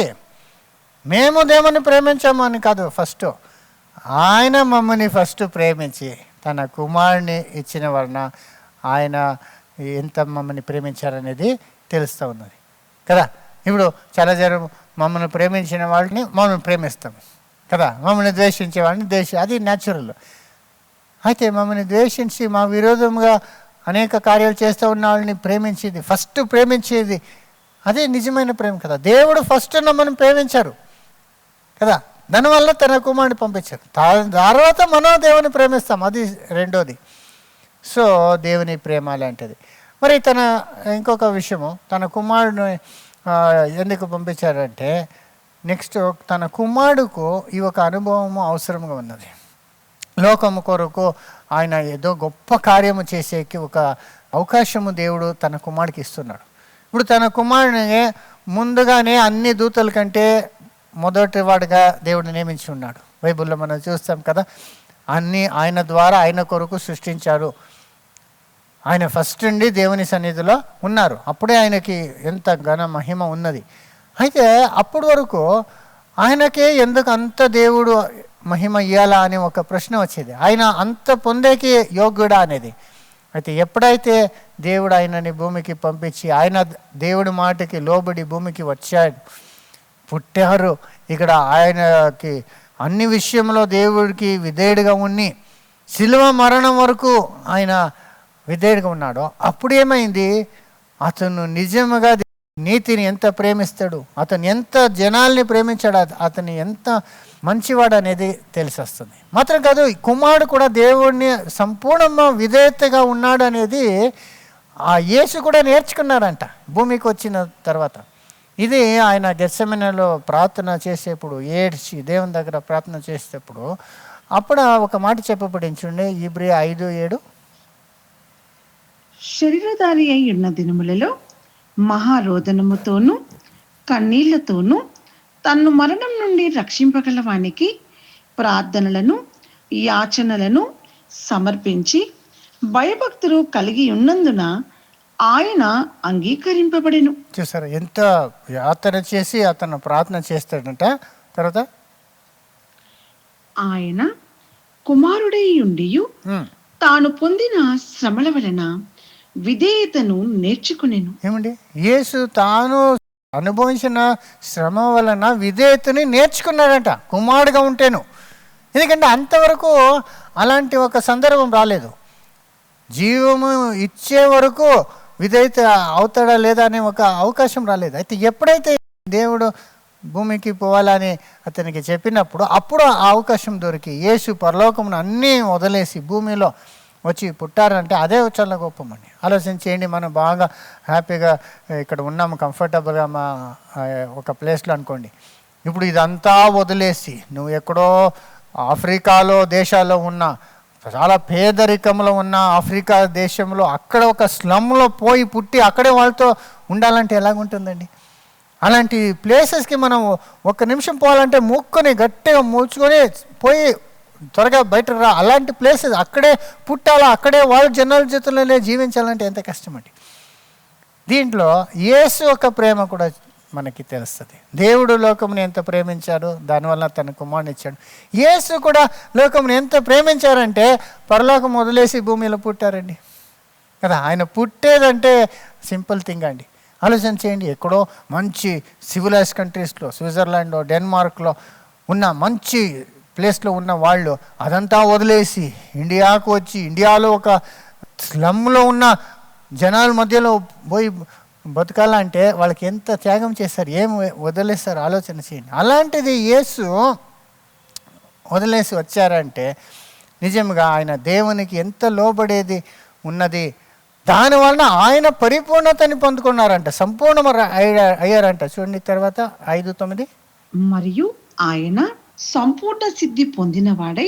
ఏమండి, సంపూర్ణ సిద్ధి పొందినవాడ ఎప్పుడు? భూమికి వచ్చి విధేయతని నేర్చుకొని ఆయన మనుషుల కొరకు మరణించినప్పుడే దాన్ని ఆ రీతిగా ఆయన సంపూర్ణ సిద్ధికి వచ్చారనేదే మనము ఇక్కడ చూడొచ్చు. మరలా మరియు ఆయన సంపూర్ణ సిద్ధి పొందినవాడై మెల్కీసెదెకు యొక్క క్రమములో చేరిన ప్రధాన యాజకుడని దేవుని చేత పిలువబడి తనకు విధేయులైన వారికందరికీ నిత్య రక్షణకు కారకుడాయను. చూసారా, అందరికీ నిత్య రక్షణకు కారకుడయ్యారు. దానివల్లనే యేసుకి ఇప్పుడు ఎంత ప్రాముఖ్యత వచ్చింది చూడండి. ఆయన ఆ కార్యము చేశారు కాబట్టి, ఆయన శిలువ మరణం వరకు ఆయన లోబడారు కాబట్టి ఈరోజు లోకము రక్షణ పొందాలంటే ఆయన మూలముగానే దేవునికి మనిషికి మధ్యవర్తి అయిపోయారు. ఆయనే మార్గం, ఆయన జీవం, ఆయన సత్యం అయిపోయారు. అంత ఘనత తన కుమారుడికి రావాలని యేసుని పంపించారు. మనం ప్రేమించారు. రెండోదిగా తన కుమారుడుకు ఒక ముఖ్యమైన మధ్యవర్తి స్థానం ఇచ్చే కొరకు తన కుమారుడిని కూడా పంపించున్నారు.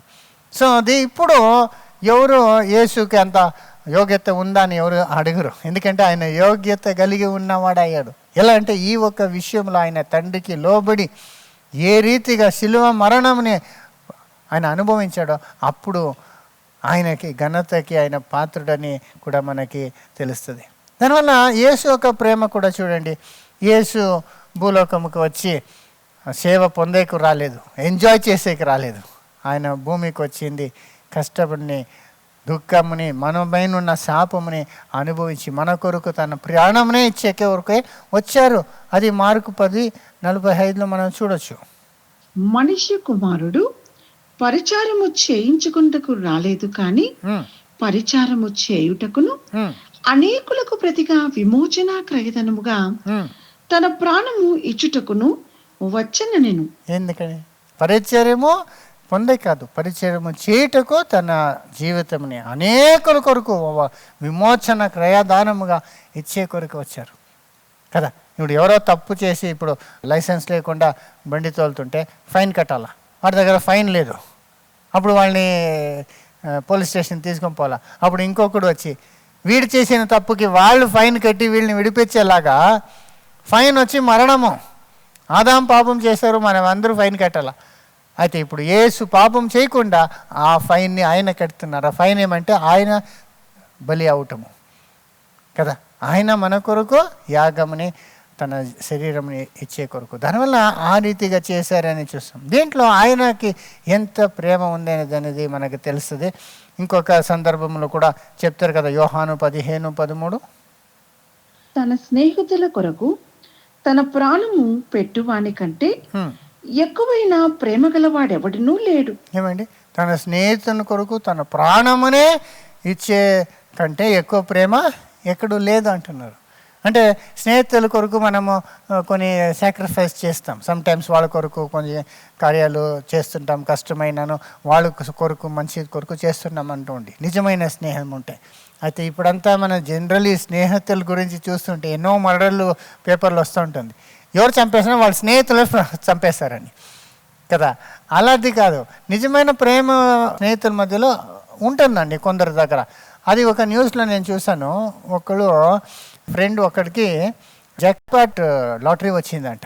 దాని పవర్ బాల్ అనే ఒక లాటరీ అమెరికాలో చాలా ఫేమస్ అనుకోండి.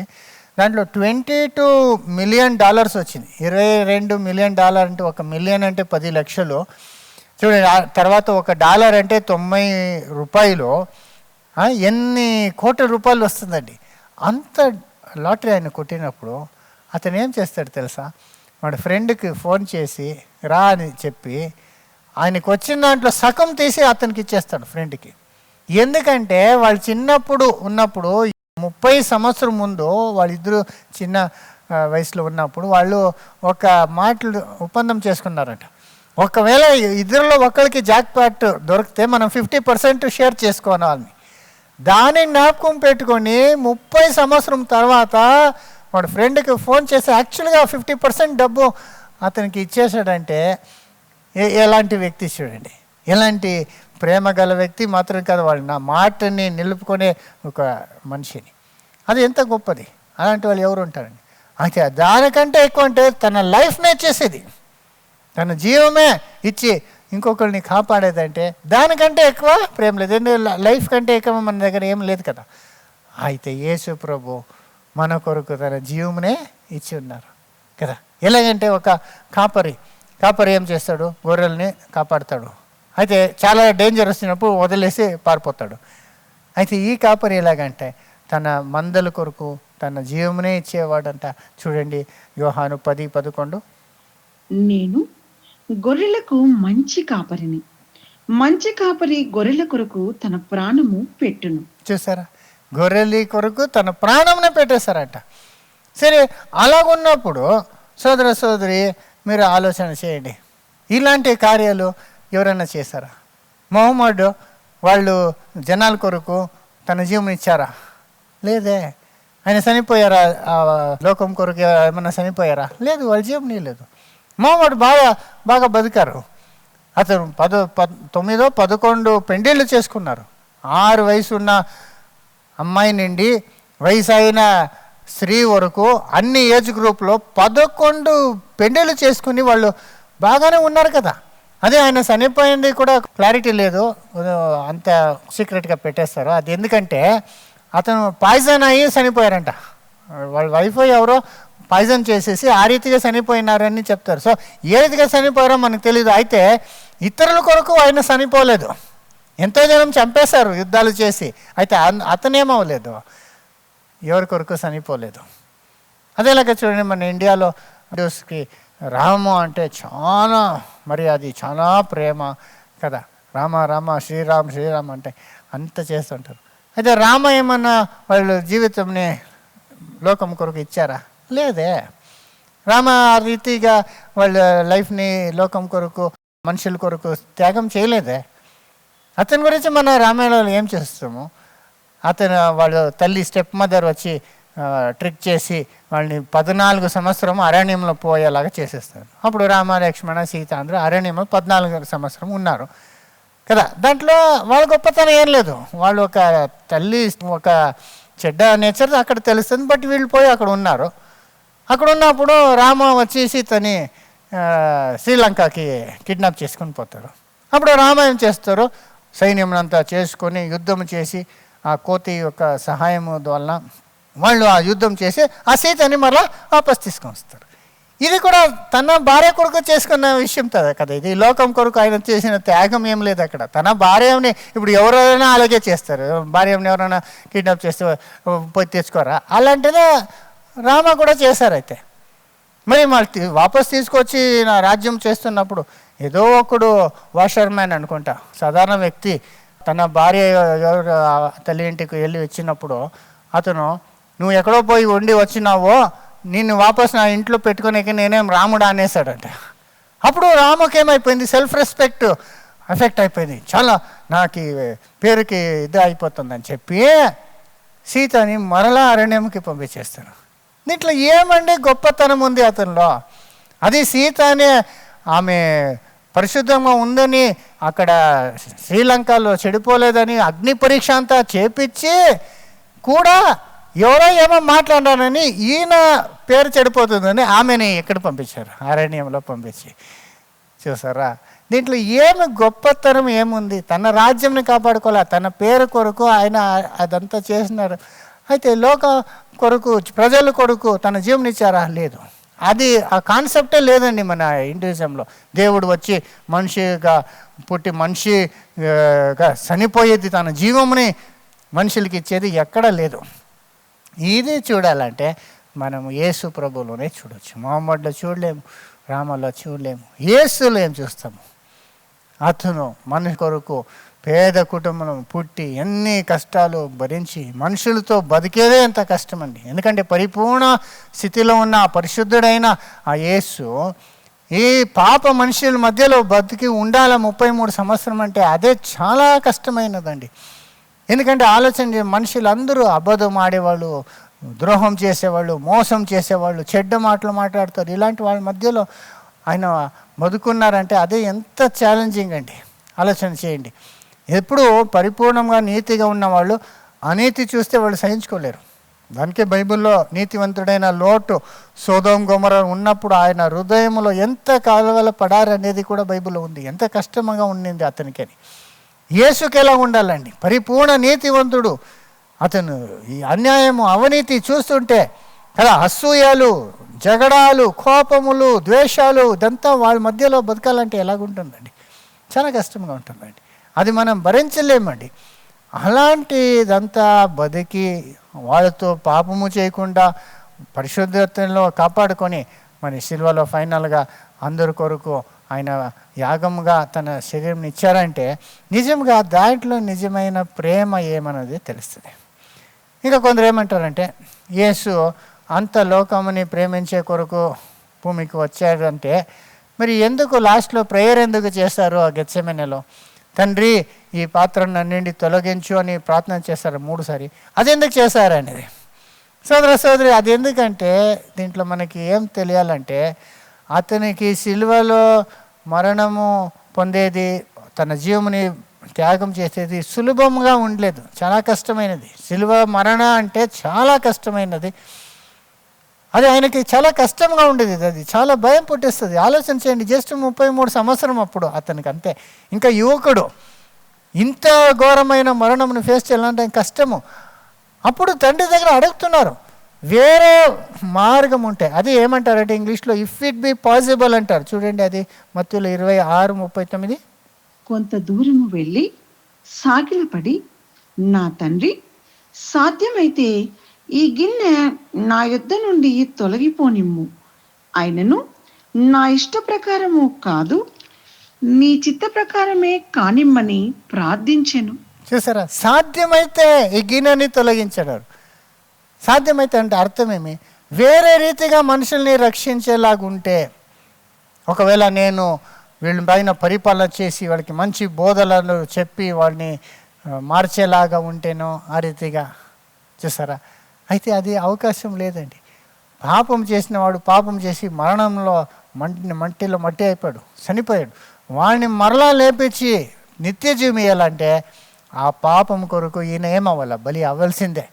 అప్పుడేం చెప్పాడు యేసు ప్రభు, అలాగైతే నా చిత్తం కాదు తండ్రి నీ చిత్తమే అని ఆయన అప్పగించారు. అక్కడ ఇండి పారిపోలేదు, సిలువలో ఏమయ్యాడు. సిలువకి పోయేకి ముందు కూడా పేతురు ఏమంటాడు, ఆ చెవుని కొట్టేసి వాళ్ళని కాపాడాలా అని పోయేప్పుడు యేసు ఏం చెప్తారు, నువ్వు ఎందుకు నా కొరకు ఈ కార్యం చేస్తున్నావో, నేను అడిగితే తండ్రి 12 లెగియోన్ దూతల్ని పంపించరా అని.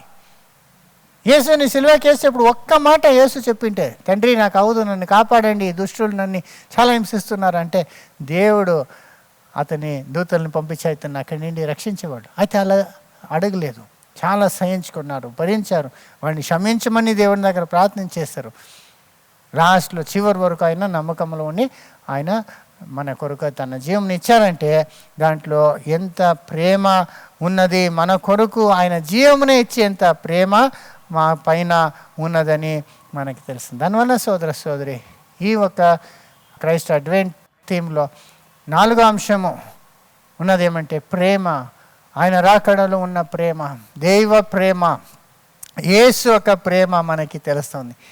ఫైనల్గా ఇంత ప్రేమని పొందుకున్న మనము, దీన్ని గ్రహించిన మనం ఏం చేయాలని దేవుడు ఎక్స్పెక్ట్ చేశాడు, మనము ఒకరినొకరు ప్రేమించాలంట. అదే మనం ఇక్కడ నేర్చుకోవాల్సింది. యోహాను 15:12, నేను మిమ్మును ప్రేమించిన ప్రకారము మీరొకరినొకడు ప్రేమింపవలననుటయే నా ఆజ్ఞ. ఏమండి, ఒక ఆజ్ఞ ఇచ్చారు. మనకేం చెప్పించారు, నేను మిమ్మల్ని ప్రేమించిన ప్రకారంగా మీరు ఒకరినొకరు ఏం చేయండి, ప్రేమించండి. ఎంతగా ప్రేమించండి, ఒకళ్ళొకళ్ళు మాత్రం కాదు, అందరినీ మనం ప్రేమించాలి. మీ శత్రువుల్ని ప్రేమించి అని మనకి టీచ్ చేస్తారు యేసు ప్రభు. అదే మొహమ్మద్ ఏం టీచ్ చేస్తారు, మేము ముసల్మాన్ని ప్రేమించాలంట. మిగతా వాళ్ళందరూ ముస్లిమ్స్ కాకుండా హిందూస్, యూదులు, క్రైస్తువులు వాళ్ళందరినీ మీరు పగ పెట్టుకొని వాళ్ళని కాచుకొని ఉండి వాళ్ళ మీద పడి వాళ్ళని చంపేయండి అని రాస్తారు. దానికి కదా ఈ మొహమ్మడన్స్ అంత టెర్రరిస్ట్ లాగా తయారై ఉండేది. ఎందుకంటే వాళ్ళ ఖురాన్ వాళ్ళ లీడర్ వాళ్ళకి అలా చెప్పించి ఉన్నారు. ఎవరైనా కన్వర్ట్ అయితే సరే, లేకుండా ఉంటే వాళ్ళని ద్వేషించండి, వాళ్ళని చంపేయండి. కానీ అలాగే జరిగింది కదా. మన ఆస్ట్రేలియాలో ఏం జరిగిందండి, పోయిన 3 వారాల ముందు అక్కడ బాండే బీచ్లో యూదులు కొందరు అక్కడ బీచ్లో హనుకా అనే ఒక పండుగ చేసుకుంటా ఉంటే 2 ముసల్మాన్లు వచ్చి గన్ను తీసి టకా టకా టకా టకా ఎంతోమందిని కొట్టేశారు కదా. చూసారు, ఎందుకంటే వాళ్ళకి ఆ ద్వేషము. యూదులంటే ద్వేషించండి, క్రైస్తవుల్ని ద్వేషించండి. వాళ్ళు మొహమ్మద్ వాళ్ళకి అలాగా నేర్పించారు కాబట్టి వాళ్ళు అలాగే ఉన్నారు. మన ఆస్ట్రేలియా కాదు, మన ఫెలగాంలో ఏమైంది, కాశ్మీర్లో, అక్కడ కూడా టూరిస్ట్ పైన వచ్చి అలాగే షూట్ చేశారు. ఎందుకంటే వాళ్ళ నాయకుడే వాళ్ళకి అది అలా చేయమని వాళ్ళకి మోటివేట్ చేసేది. అయితే యేసు ప్రభు ఏం చెప్పారండి, అందరినీ ప్రేమించండి, మీ శత్రువుల్ని ప్రేమించండి, మీ మీద అనేక మాటలు మాట్లాడి మిమ్మల్ని బాధపట్టే వాళ్ళ కొరకు ప్రార్థనలు చేయండి అయినా సార్. ఇంత ప్రేమని మనం యేసులో మాత్రమే మనం చూడొచ్చు. దానిలో యేసు మనకు నేర్పించేది ప్రేమించాల. మనం ఇప్పుడు ముస్లిమాన్ గురించి, వేరే వాళ్ళ గురించి, వాళ్ళు చేసే తప్పుల గురించి చెప్తామో తప్ప మనము వాళ్ళని కూడా ప్రేమించాలా. ఇన్ఫ్యాక్ట్ దేవుడు వాళ్ళని కూడా ప్రేమిస్తాడు. యేసు వాళ్ళ కొరకు కూడా, ప్రపంచంలో అన్ని మనుషుల కొరకు కూడా ఆయన సిలువలో మరణించారు కాబట్టి అందరికీ పునరుత్థానం ఉంది. ఆయన 2వ రాకడలో అందరికీ నిత్య జీవము దేవుడు ఇస్తారు, అందరికీ పాప క్షమాపణ ఉంది. అయితే మనం వాళ్ళు చేసే తప్పు కార్యాలు మాత్రం మనం ఇక్కడ చూపిస్తున్నాం, ఆ కాంట్రాస్ట్ చూపిస్తున్నాం, ఆ డిఫరెన్స్ చూపిస్తున్నాం. ఎందుకంటే వాళ్ళు చెప్పే అబద్ధంని మనము ఒప్పుకోలేము. యేసు అంతగా సిలువ మీద మన కొరకు కష్టము అనుభవించి ఆయన మరణించి ఉన్నప్పటికీ ఆయన మరణము పొందలేదు, ఎస్కేప్ అయిపోయారంటే అది ఎంత అబద్ధం కదా. మనం దాన్ని వ్యతిరేకించాలి కదా, న్యాయంని చెప్పాలి కదా, అబద్ధంని మనం చూపెట్టాలి కదా. సోదర సోదరి కంపేర్ చేసినప్పుడే మనకు తెలుస్తుంది ఎవరు ఎలాంటి వాళ్ళని. సోదర సోదరి, మరి మనకు బైబిల్లో అదే చెబుతున్నది, మనలో ఎలాంటి ప్రేమ ఉండాలని. 1 పేతురు 1:4-8. ప్రేమ అనేక పాపములను కప్పును కనుక ఉమ్. అన్నిటికంటే ముఖ్యముగా ఒకని ఎడల ఒకడు మిక్కుటమైన ప్రేమ కలవారై ఉండుడి. ఏమండి, ప్రేమ అనేక పాపుల్ని కప్పుతుందట కదా. అలాగే కదా, దేవుడు మమ్మల్ని ప్రేమించాడు కాబట్టి అనేక పాపంని కప్పేశారు. మనం ఇంత సంవత్సరంలో మనం ఆయన తెలుసుకొని తర్వాత కూడా ఎంత పాపం చేసి ఉండొచ్చు, తప్పులు చేసి, అయితే ఆయన ప్రేమ అన్నిని కప్పేసింది. అలాగే మనము అలాంటి ప్రేమలో ఉండాలంట. మరలా చదవండి. ప్రేమ అనేక పాపములను కప్పును కనుక అన్నిటికంటే ముఖ్యముగా ఒకని ఎడల ఒకడు మిక్కుటమైన ప్రేమ కలవారై ఉండుడి. ఒకరి మీద ఒకరు మిక్కటమైన ప్రేమ అంటే డీప్ లవ్, నిజమైన ప్రేమ.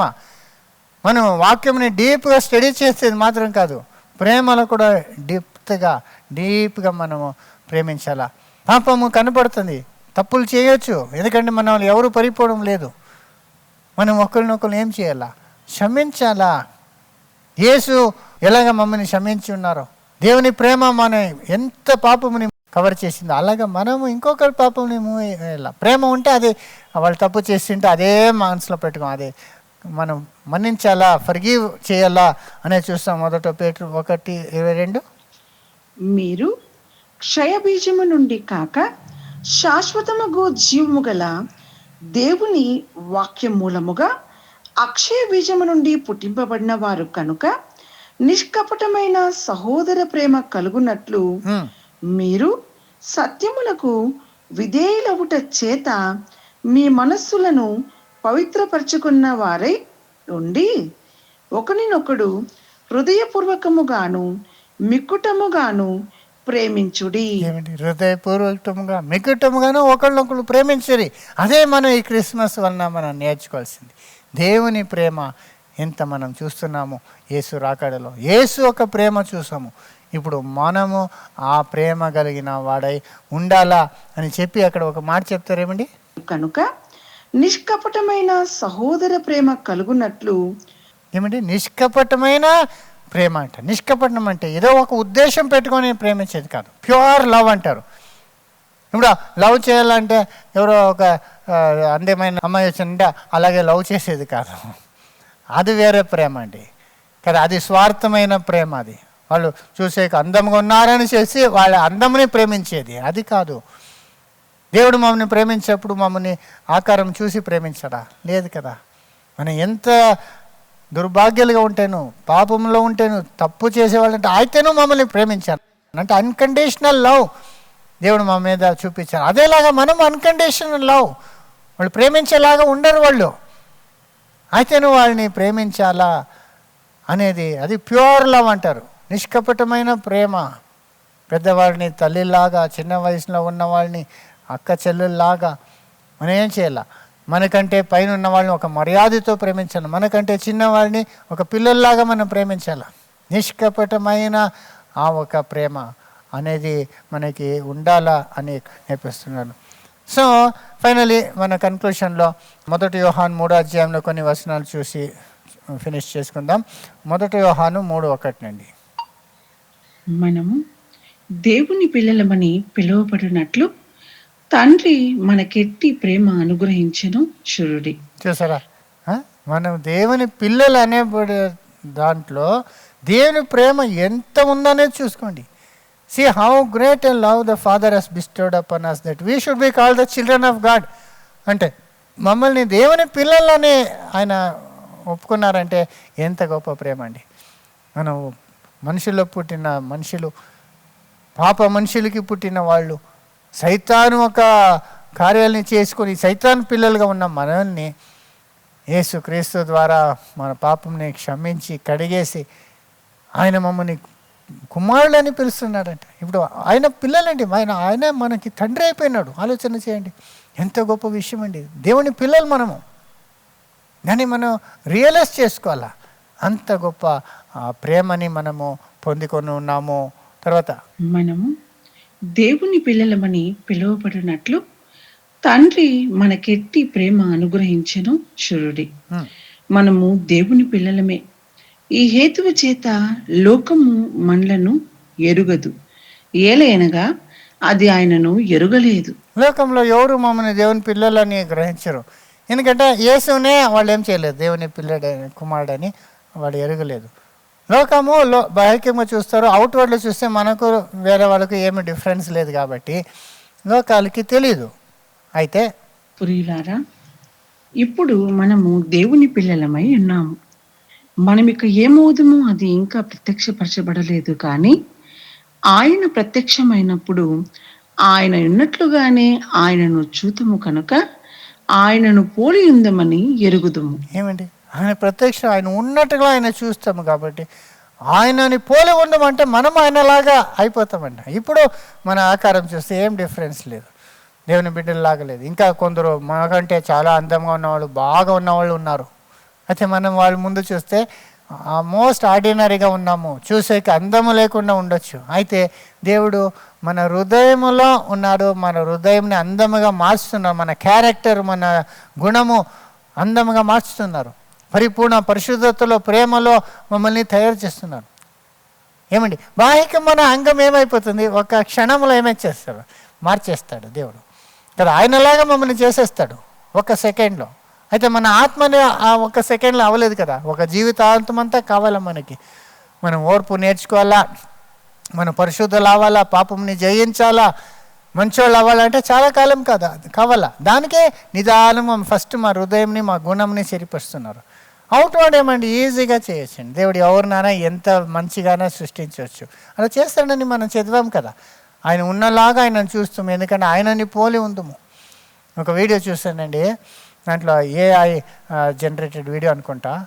జనాలందరూ పైనకి ఇలా చూస్తున్నారు, పైనుండి అలాగే యేసు దిగి వచ్చేది. ఆయన మేఘములు, ఆయన ముఖము, అంత పెద్ద ఒక దృశ్యం. అది చూస్తుంటే అంత సంతోషమైంది. యేసు ఎంత మహిమగల ప్రభుగా వస్తున్నాడు కదా. అప్పుడు లోకంలో ఉన్న అన్ని గోత్ర జనాలు చూస్తారని ఉంది కదా, ఎంత మహిమ ఉంటుందని ఆ రోజులో. అప్పుడు నిజమైన యేసు ఎవరు అనేది అందరూ తెలుసుకుంటారు. యేసుని నిజమైన దేవుని కుమారుడు అని అందరూ ఒప్పుకోవాల్సిందిగా వస్తుంది ఆ టైంలో.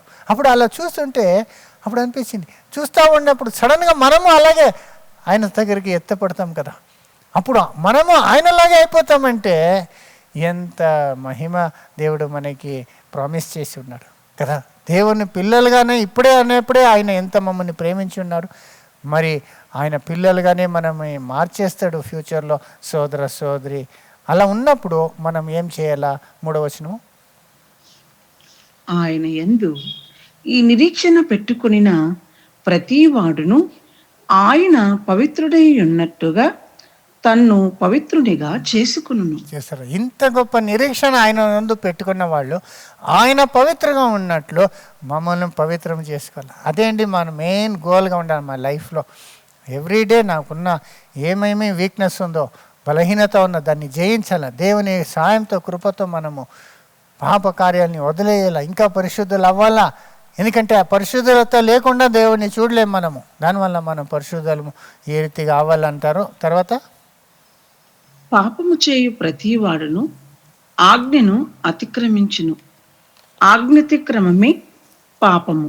చూస్తారా, పాపం చేశాడు, ఆజ్ఞని అతిక్రమ చేయదు. దేవుడు ఆజ్ఞ ఇచ్చాడు, ఒక్క ఆజ్ఞ ఆదాము మీరేశాడు. అలాంటి కార్యాలు మనము మరలా చేయకూడదు అని ఇక్కడ చెప్తున్నారు.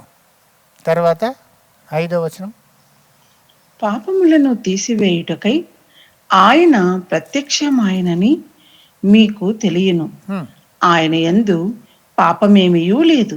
ఏమండి, పాపంని తీసేయాలని ఆయన ప్రత్యక్షాడు. అలా ఉన్నప్పుడు మనం మళ్ళీ పాపమే చేసుకుంటూ ఉంటే ఇలాగా మన పాపం అంతా క్షమింపబడింది.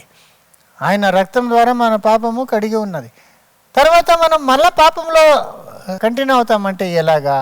6వ వచనం, ఆయన యందు నిలిచి ఉండు వాడెవడును పాపము చేయడు, పాపము చేయువాడెవడును ఆయనను చూడనూ లేదు, ఎరుగనూ లేదు. ఏమండి, ఇంకా పాపము చేయాలని ఇష్టపడేవాళ్ళు, పాప సంతోషాన్ని ఎదుర్కొని పోయేవాళ్ళు ఆయన ఎవరనేది ఎరగలేదని అర్థం. మన పాపం కొరకు ఆయన వచ్చి అంత కష్టం పొంది ఆయన మరణంనే అనుభవించినప్పుడు మళ్ళీ మనం పాపం ఇష్టపడుతున్నామంటే ఆయన ఎవరనేదే మనం ఎరగలేదంటున్నారు. చిన్నపిల్లలారా, ఎవరిని మిమ్మల్ని మోసపరచనీయకుడి. ఆయన నీతిమంతుడై ఉన్నట్టు నీతిని జరిగించు ప్రతి వాడును నీతిమంతుడు. నీతిని జరిగించు ప్రతివాడు నీతివంతుడు. దీనిలో ఎవరు మిమ్మల్ని మోసం చేయకూడదు. ఎందుకంటే చాలా జనం మోసం చేసుకుంటారు. నేను పాపినే, యేసు నీతివంతుడు, ఆయన నా కొరకు సమీపారు కాబట్టి ఆయన నీతి నాకు ఇవ్వబడింది, ఇప్పుడు నేను ఏం చేస్తాను, నేను నీతివంతుడు అని. అదేలాగా మన గత పాపముకు ఆయనలో మరుగు చేయబడింది, అంటే మూసేశారు, కడిగేశారు. తర్వాత నేను మరలా స్వేచ్ఛగా పాపంలో ఉంటే నేను ఎలాగ నీతివంతుని అవుతాను? నీతి చేసేవాడే, నీతిని జరిగించేవాడే నీతివంతుడు. మనం నీతివంతులా ఉండాలి, నీతివంతులుగా మనం నడుచుకోవాలి, అప్పుడే నీతివంతులు అనేది ఎంత క్లియర్ చెప్తారు. మళ్ళీ చదవండి.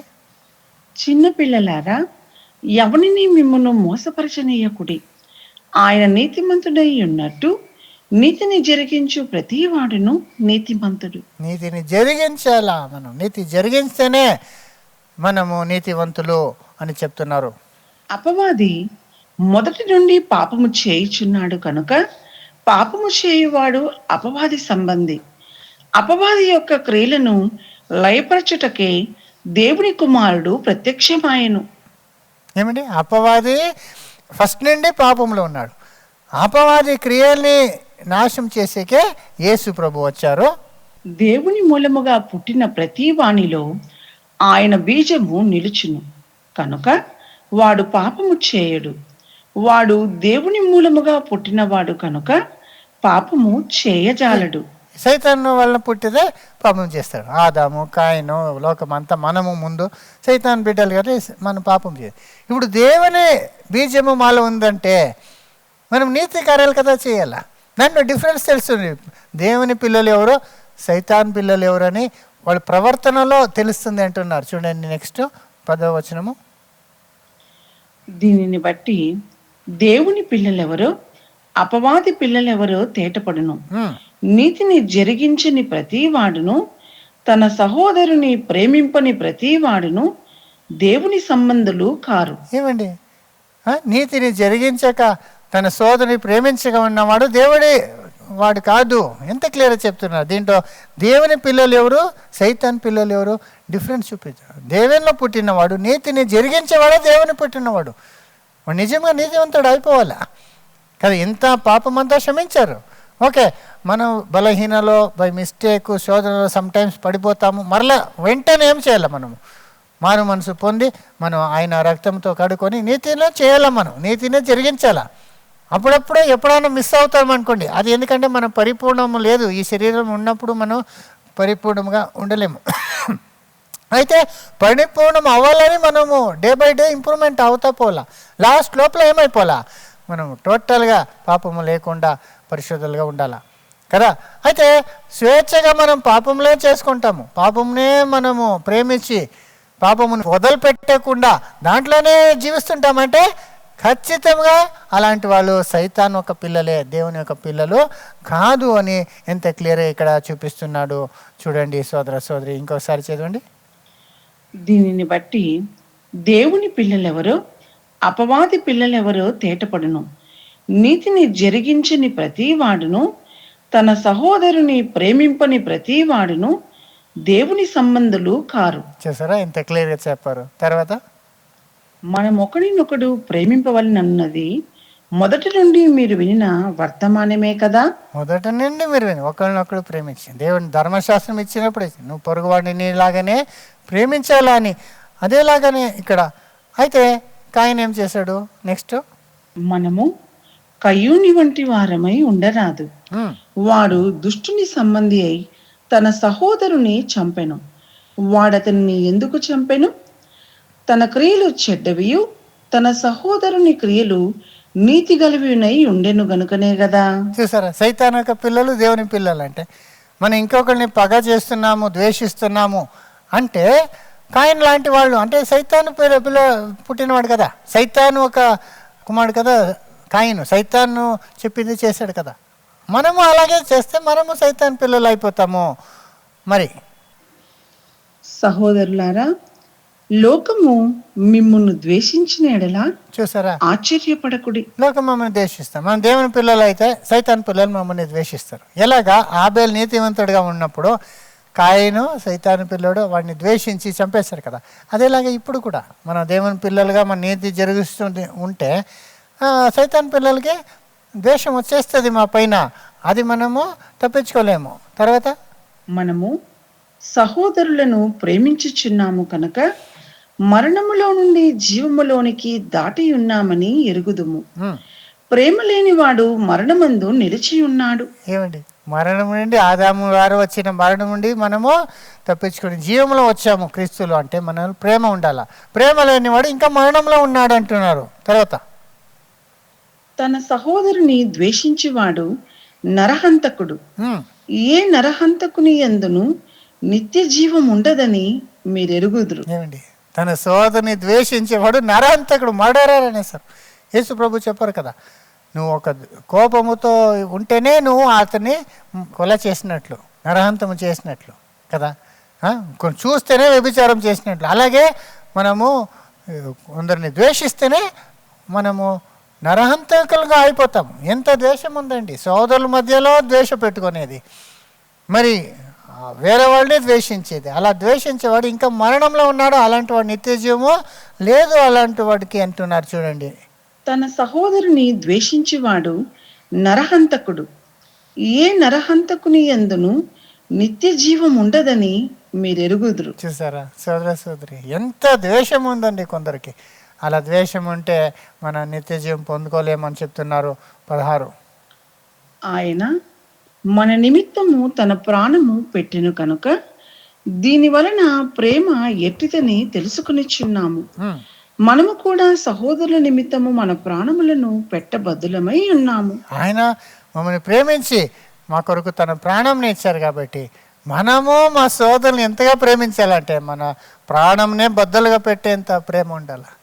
కొన్ని విషయాలకే ఎంత ద్వేషం వచ్చేస్తుందండి, ఇంకా ప్రాణం ఇచ్చేంత ప్రేమ వచ్చేది ఎప్పుడు? దానివల్ల సోదర సోదరి, మనము అన్నీ ఇచ్చే కొరకు, ప్రాణమే ఇచ్చే కొరకు కూడా మనము సిద్ధమయ్యేలాగా అంత ప్రేమ ఉండాలా అని చెప్తున్నారు. తర్వాత 17వ వచనము, ఈ లోకపు జీవనోపాధి గలవాడై ఉండి తన సహోదరునికి లేమి కలుగుట చూచియు అతని ఎడల ఎంత మాత్రమును కనికరము చూపని వాని యందు దేవుని ప్రేమ ఎలాగు నిలుచును. చూసారా, ఒకడికి ఏమో కావాలా ఉండే కష్టంలో ఉన్నాడు, సాయం చేయకుండా వాడిని ఊరినే ప్రేమిస్తానంటే ఎలాగా?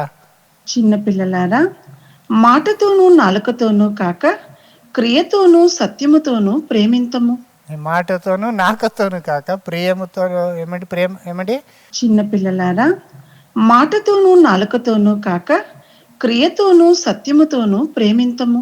చూసారా, మాటతోనూ నాకతోనూ కాక క్రియముతోనూ సత్యముతోనూ ప్రేమించండి. క్రియల్లో చూపించాలా మన ప్రేమ, మాటల్లో మాత్రం కాదు. ప్రేమించాలని మాటల్లాగా కొన్ని ప్రిటెండ్ అంటే ప్రేమ ఉండేలాగా చేసేది కాదు. మాటలలో ప్రేమ ఉండాలా, క్రియల్లో కూడా మన ప్రేమ ఉండాలా.